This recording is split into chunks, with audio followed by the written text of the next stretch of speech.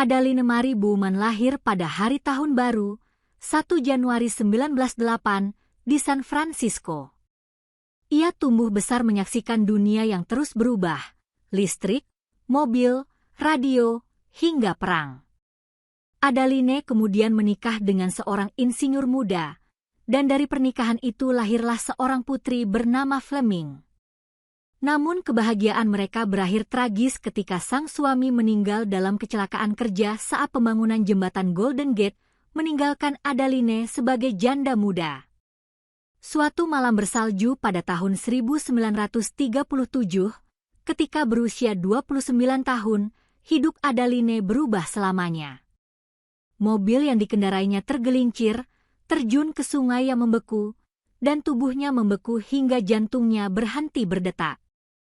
Pada saat yang sama, sebuah kilatan petir menyambar, menghantam tubuhnya, dan menghidupkannya kembali. Kombinasi aneh antara suhu beku dan listrik itu mengubah susunan DNA-nya, membuat tubuhnya berhenti menua. Sejak malam itu, Adaline selamanya terjebak pada usia 29. Awalnya, ia kebingungan dengan kondisinya, namun seiring waktu, hal itu menjadi beban. Orang-orang mulai menyadari bahwa penampilannya tak pernah berubah. Pemerintah pun mencurigainya, bahkan suatu ketika agen federal berusaha menangkapnya untuk dijadikan objek penelitian. Ketakutan itu membuat Adaline memutuskan untuk hidup dalam pelarian. Setiap 10 tahun sekali, ia mengganti nama, identitas, dan tempat tinggalnya. Ia tak pernah menetap terlalu lama, tak pernah membiarkan siapapun masuk terlalu jauh dalam hidupnya. Satu-satunya orang yang mengetahui rahasianya hanyalah putrinya, Fleming. Namun tahun demi tahun berlalu, Fleming bertambah tua, wajahnya dipenuhi keriput, sementara Adaline tetap terlihat muda, seakan menjadi ibu bagi seorang nenek. Hubungan mereka penuh kasih sayang, namun juga menyakitkan, karena peran seakan terbalik oleh waktu. Di masa kini, meski usianya sudah lebih dari 100 tahun, Adaline masih terlihat seperti wanita berusia 29. Ia hidup tenang di San Francisco, bekerja di bagian arsip perpustakaan, menghabiskan malam dengan membaca, ditemani anjing kesayangannya. Saat pesta tahun baru, Adaline bertemu dengan Alice Jones, seorang pria tampan, cerdas, dan hangat yang langsung terpesona oleh kecantikannya. Seperti biasanya, Adaline menolak keakraban, takut jatuh cinta dan tersakiti lagi.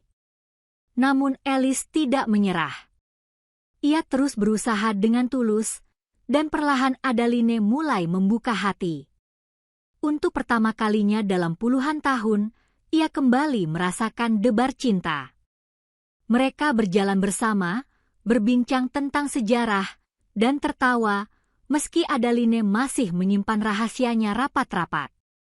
Alice kemudian mengajaknya berkunjung ke rumah orang tuanya. Dengan ragu, Adaline menerima.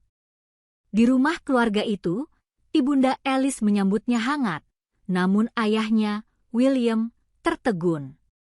Tatapannya terpaku, karena ia mengenali wajah Adaline. Puluhan tahun lalu, di tahun 1960-an, William muda pernah jatuh cinta pada seorang wanita bernama Adaline. Ia bahkan pernah melamarnya, namun wanita itu tiba-tiba menghilang tanpa jejak, meninggalkan luka mendalam di hatinya. Kini, di hadapannya, wanita itu berdiri lagi, dengan wajah yang sama, tak berubah sedikit pun. Adaline mencoba menyangkal, menyebut dirinya sebagai Jenny, putri dari Adaline yang pernah dikenalnya. Namun William tidak mudah percaya. Ia kemudian mendekatinya secara pribadi, menyebut kenangan-kenangan yang hanya bisa diketahui oleh mereka berdua. Adaline terdiam, sadar bahwa rahasianya tak lagi aman. Malam itu juga, ia menulis surat perpisahan untuk Alice, lalu kabur seperti yang selalu ia lakukan selama puluhan tahun. Namun di tengah badai, mobilnya kembali tergelincir dan menabrak.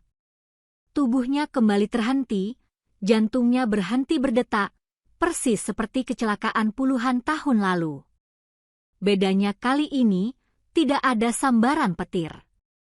Di rumah sakit, dokter berhasil menghidupkannya kembali dengan cara normal. Saat itu pula, kondisi tubuhnya kembali seperti manusia biasa. Untuk pertama kalinya dalam hampir 8 dekade, Adaline kembali bisa menua. Alice yang panik segera datang, lega mengetahui ia selamat. Adaline akhirnya memutuskan untuk berhenti berlari. Ia menceritakan seluruh kebenaran kepada Alice, tentang keabadiannya, tentang pelariannya, tentang hidupnya yang penuh rahasia. Alice tidak menolak, tidak takut. Ia menerima Adaline apa adanya, mencintainya bukan karena ia muda selamanya, melainkan karena siapa dirinya.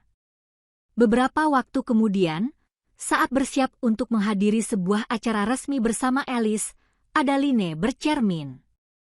Di sana ia melihat sesuatu yang baru, garis halus keriput mulai muncul di sudut matanya.